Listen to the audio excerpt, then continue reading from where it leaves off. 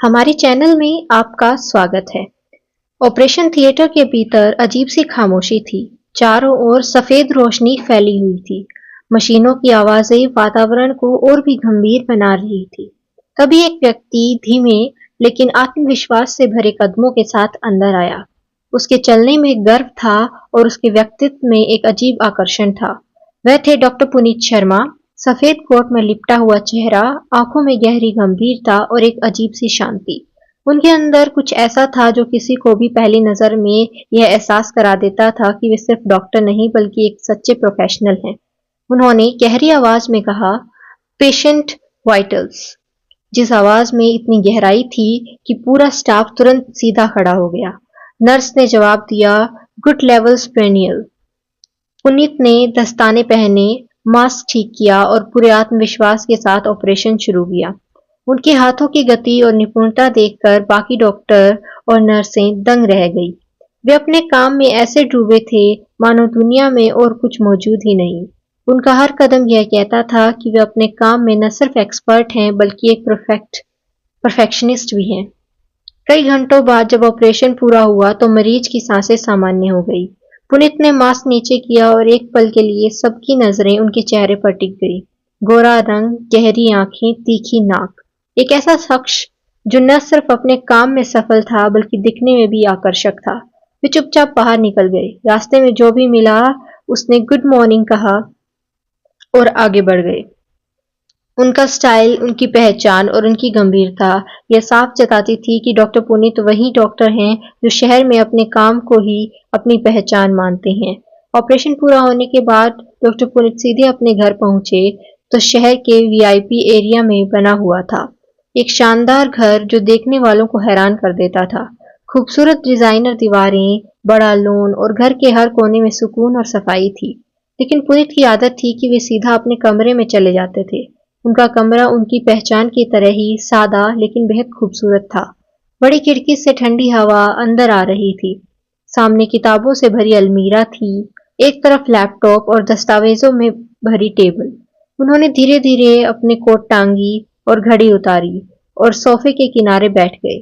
चेहरे पर वही गंभीरता और आंखों में वही आत्मविश्वास। काम खत्म होने के बाद भी उनमें कोई बदलाव नहीं था। सुबह की रोशनी की कोमल किरणें शहर के दूसरे घर में एक खिड़की से अंदर आ रही थी, जहां कहानी की नायिका अंजलि अपने कमरे में तैयार हो रही थी। उसकी जिंदगी का यह एक नया आरंभ था, जिसका सपना वह कई सालों से देख रही थी। नीचे नाश्ते की मेज पर उसके पिता राजीव भी अखबार पढ़ रहे थे। माँ और सोनाली नाश्ता तैयार कर रही थी। जैसे ही अंजलि नीचे आई, दोनों के चेहरों पर खुशी झलक उठी। पापा, मम्मी, आज मेरे हॉस्पिटल इंटर्नशिप शुरू हो रही है, अंजलि ने मुस्कुराते हुए कहा। राजीव ने गर्व से अपनी बेटी की ओर देखा और बोले, भगवान तुम्हें हमेशा आशीर्वाद दे बेटी, बस मेहनत करना और सच्चाई का भी मत छोड़ना। सोनाली जी ने आशीर्वाद भरे शब्दों से कहा, मेरी बेटी तू हमेशा सिर ऊंचा रखेगी। आज दिल कर रहा है कि तेरी मंजिल अब ज्यादा दूर नहीं है। अंजलि की आंखें चमक उठी। अब वह अपने जीवन की नई यात्रा पर निकलने वाली थी, जहां उसे अपने सीनियर डॉक्टर के साथ काम सीखना था। जब अंजलि अस्पताल पहुंची तो उसके दिल में उत्साह और हल्का सा डर दोनों था। रिसेप्शनिस्ट से मिल जानकारी लेने के बाद वह उस वार्ड की ओर बढ़ी जहां सभी इंटर्न इकट्ठे होने वाले थे। कुछ दूर चलने के बाद उसने एक लड़की को देखा जो एक कुर्सी पर बैठी थी। हाथ में फाइल थी और चेहरे पर हल्की उलझन। अंजलि उसके पास गई और धीरे से बोली, हेलो, तुम भी नहीं हो क्या? तुम भी यहाँ इंटर्नशिप के लिए आई हो? लड़की ने चौंक कर सिर उठाया और हल्की मुस्कान के साथ कहा, हाँ, मैं साक्षी हूँ। अंजलि ने भी अपना परिचय दिया और पास में बैठ गई। बातचीत करते हुए साक्षी ने कहा, आज हमने सुना है कि हमें डॉक्टर अंजलि और साक्षी दोनों को बताया गया कि उन्हें डॉक्टर पुनीत शर्मा के साथ रहना होगा। अंजलि ने हैरानी से पूछा, वो कौन है? साक्षी के चेहरे की गंभीरता थोड़ी कम हुई और उसने कहा, हमारे हॉस्पिटल के सबसे बेहतरीन सर्जन, लेकिन बहुत सख्त हैं। किसी की छोटी सी भी गलती बर्दाश्त नहीं करते। अंजलि ने एक पल के लिए गहरी सांस ली। दिल में हल्का डर था लेकिन चेहरे पर आत्मविश्वास की एक झलक थी। ठीक है, अगर वो सख्त हैं तो हमें भी मेहनत से सीखना होगा, अंजलि ने कहा। साक्षी ने धीरे से सिर हिलाया। हाँ, बस दुआ करो कि आज हमारा पहला दिन ठीक बीते। दोनों लड़कियां धीरे धीरे ऑपरेशन थिएटर की ओर बढ़ी जहां डॉक्टर पुनीत शर्मा मौजूद थे। लेक्चर हॉल में हल्की बातचीत चल रही थी और कुर्सियों की चरमराहट की आवाज आ रही थी कि अचानक दरवाजा खुला और अंदर डॉक्टर पुनीत शर्मा आए। उनके कदमों की आवाज और उनके व्यक्तित्व की गंभीरता ने पूरे हॉल को शांत कर दिया। सफेद कोट पहने हुए, आंखों में आत्मविश्वास और चेहरे पर बड़ी गंभीरता लिए हुए वे मंच पर पहुंचे और खड़े हो गए। उनकी गहरी आवाज पूरे हॉल में गूंज उठी। यह प्रोफेशन कोई खेल नहीं है। यहाँ थोड़ी सी लापरवाही किसी की जान ले सकती है। याद रखिए, यहाँ आपकी गलती बर्दाश्त नहीं की जाएगी। सीखने का जुनून होना चाहिए और हर पल चौकन्ना रहना जरूरी है। उनके शब्द हर किसी के दिल में गंभीरता और दबाव के साथ साथ एक प्रेरणा भी पैदा कर रहे थे। कुछ देर बाद उन्होंने फाइल बंद की और बोले, आज मैं इंटर्न्स को अपने साथ ऑपरेशन थिएटर ले जा रहा हूँ ताकि वे खुद देख सकें कि एक प्रोफेशनल सर्जन कैसे काम करता है।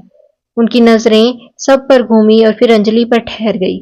साक्षी और दीपिका, तुम तीनों मेरे साथ चलो। यह सुनकर तीनों लड़कियों के दिलों की धड़कनें तेज हो गई। खासकर अंजलि के लिए यह पल सपना और हकीकत के बीच जैसा था। सब खड़े हुए और आत्मविश्वास से उनके साथ चलने लगे, जैसे किसी नई दुनिया की दहलीज पर कदम रख रहे हों। ऑपरेशन थिएटर की सफेद रोशनी में उनके कदमों की हल्की आवाज गूंज रही थी। अंदर पहुंचते ही उनकी धड़कनें और तेज हो गई। मरीज ऑपरेशन के लिए तैयार था। मशीनों की लगातार बीप की आवाज माहौल को और भी गंभीर बना रही थी। डॉक्टर पुनीत पहले से ही दस्ताने पहने हुए खड़े थे, आंखों में वही एकाग्रता और चेहरे पर अजीब सी शांति। उन्होंने कहा, याद रखिए, यह सिर्फ सर्जरी नहीं है, यह एक जिंदगी का सवाल है। आप जो भी करेंगी उसका सीधा असर मरीज की सांसों पर पड़ेगा। उनकी मजबूत आवाज सुनकर तीनों लड़कियां और भी सतर्क हो गई। उन्होंने हाथ आगे बढ़ाया। सीजर। साक्षी ने थोड़ी झिझक के साथ उनके हाथ में दिया। पुनीत ने उसे तीखी नजर से देखा लेकिन कुछ नहीं कहा। फिर बोले, क्लैंप। इस बार अंजलि ने तुरंत आगे बढ़कर पकड़ लिया। पुनीत के चेहरे पर एक हल्की संतुष्टि की झलक उभरी। गुड, उन्होंने नरमी से कहा और फिर ध्यानपूर्वक ऑपरेशन करने लगे। हर हरकत में वे उन्हें सिखा रहे थे, कहाँ काटना है, कहाँ सीना है और कौन सा औजार कब काम आता है। उनके शब्दों में सख्ती थी लेकिन उनमें ज्ञान भी झलक रहा था। ऐसा लग रहा था जैसे वे एक परफेक्ट लिस्ट तैयार कर रहे हों जहां हर काम पूरी गंभीरता से किया जाना चाहिए। दीपिका एक पल के लिए पीछे हट गई तो पुनीत की गहरी आवाज गूंजी, डॉक्टर, अगर आप यहाँ खड़ी नहीं रह सकती तो बाहर जा सकती हैं। उनके इस तीखे लहजे ने पूरा हॉल सन कर दिया। अंजलि ने धीरे से दीपिका को हौसला देने के लिए सिर हिलाया और फिर सबने पूरी तन्मयता से पुनीत की हर बात पर ध्यान देना शुरू किया। यह पल उनके लिए डर और सीख दोनों का था, एक अनमोल अनुभव।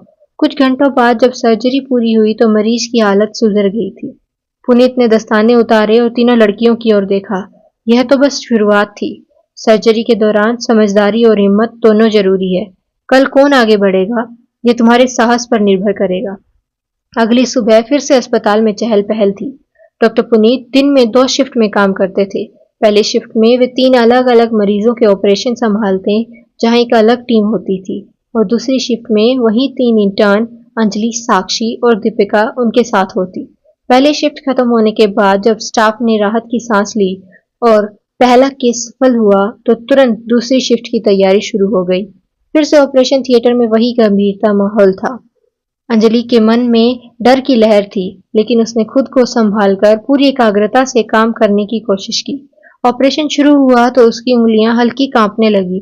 उसने औजार थोड़ी देर से थमाया। इस पर डॉक्टर पुनीत ने सख्त आवाज में कहा, क्या कर रही हो?